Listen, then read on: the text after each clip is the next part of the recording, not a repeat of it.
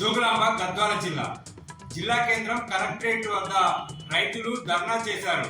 RTS కెనాల్కి నీటిని విడుదల చేయాలని డిమాండ్ చేస్తూ కలెక్టరేట్ ముందు బైఠాయించి తమ నిరసనను తెలియజేశారు. ఆర్టీఎస్ కెనాల్ కింద 15,000 ఎకరాల్లో పంట ఎండిపోతుందని, వెంటనే 2 టీఎంసీల నీటిని విడుదల చేసి పంటలు కాపాడాలని రైతులు కలెక్టర్ కి వినతి పత్రం అందజేశారు. కలెక్టర్ ఇరిగేషన్ అధికారులతో మాట్లాడతానని రైతులకు హామీ ఇచ్చారు.